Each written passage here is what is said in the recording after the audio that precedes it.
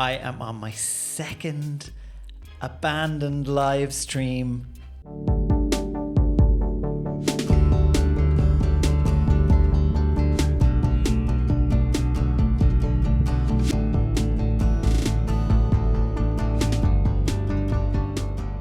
This has happened to me twice in a row, and there's something about when you fail in front of people. It reminds me of being at a gig when you're starting out and something goes wrong and you cannot figure out what it is that has gone wrong, and you're frantically looking at your feet or looking at the pedal board or checking your cables or checking your guitar, or inevitably it's something simple. A sound engineer will come up to you and say, hey, turn off the bypass on your pedal, on your tuner, and your guitar comes back to life and you can go on with the show. But I think it's a rite of passage for every performer, every musician who has that experience. You're standing up on stage and something happens and it goes wrong, and you've got a whole crowd of people, and you hope that they have your best interest at heart. You hope that they're looking at you going, they'll get through this, they'll get on to the next thing and do it. And I just had that feeling again twice in the space of 2 weeks. Last week I was doing a live stream and I was like 40 minutes into the live stream, and then stuff started happening and I had to abandon it. And then I tried to fix it, and in trying to fix it, I think I made it worse. And when I tried to do the live stream today, it was just crazy. I couldn't figure out what was happening. So I thought maybe I can fix it in the first couple of minutes and nobody's going to notice. And then it just took too long. So here I am. Instead of doing a live stream, I said I'd jump in front of the camera and talk a little bit about failure, since it's the overarching theme of the day for me. But I think failure's good, because if you're failing at something, it means you're trying, and it also means that you haven't got so stuck into your own comfort zones that you're not attempting something that is not ridiculously easy to do. When you're practicing guitar, it's always a good piece of advice to not practice what you know because you know it already. It's you practice the things that you don't know and practice the things that are difficult, and within that will come failure, and through the failure and repetition of failure comes success. So that is the philosophy I'm telling myself at the moment, even though I feel really bad because not only had I thought I'd gotten over the issue, but I put it out in front of people to say, hey, check out my live stream, it's coming here and here's a link, and so then I had to row back on that, and that's embarrassing, but such is life. So here we are. It's May. I've been on YouTube now doing live streams when they work since kind of January.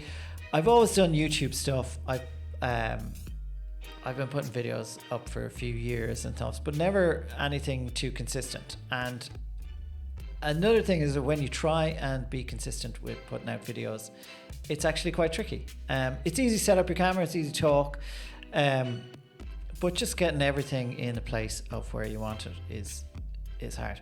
But thank you to all the new subscribers. The channel's still really small. It's 205 subscribers at the moment, which weirdly enough feels like a kind of more of a win than having more subscribers on another platform, because it feels, for some reason, YouTube feels harder than other platforms,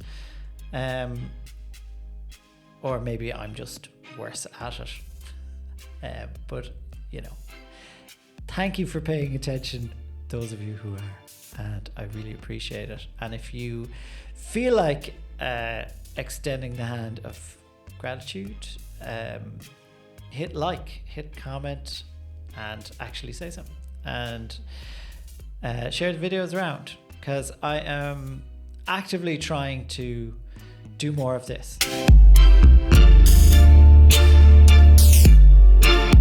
This week I attended 2 events that were put on by 2 different agencies that help out creatives and musicians and all. First one was Mining Creative Minds Careers Summit. Loads of really good panels and keynotes. And if you don't know who they are, Mining Creative Minds are a group that offers supports, mental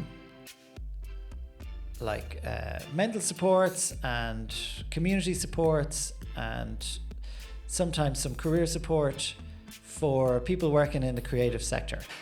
And the overarching theme that was said by most of the panels is how when you work as a creative, you're kind of siloed. That was the big word that they used, this idea of being, you're in one spot and you're doing your own thing in your small studio, and you come back out into the world when you're releasing something. But the idea of community and collaboration and all isn't as integrated with creatives and artists as other industries. And the other thing is that the majority of people working in the arts are small to medium sized businesses, or they are sole traders. So that makes it really difficult to come together and leverage for things that the industry may need in terms of government support or community kind of outreach, in that, you know, you come together as a community. So these kind of events are really important. And also checking in with your peers and your friends and the people that are creating things, and making sure they're doing okay, because it is quite an isolating and sometimes a lonely job, is working away in the calmness of your own headphones or your own studio. So if that is something that is cropping up in your life, Mining Creative Minds can be a really, really good places to check it out. So I'll have the link in the description. The other event I went to was an event about an organization called AI OK. And AI is so buzzy at the moment. There was 2 TDs there, and I think one of them genuinely cared what was going on. I think the other was there for just to mention that they had something to do with AI.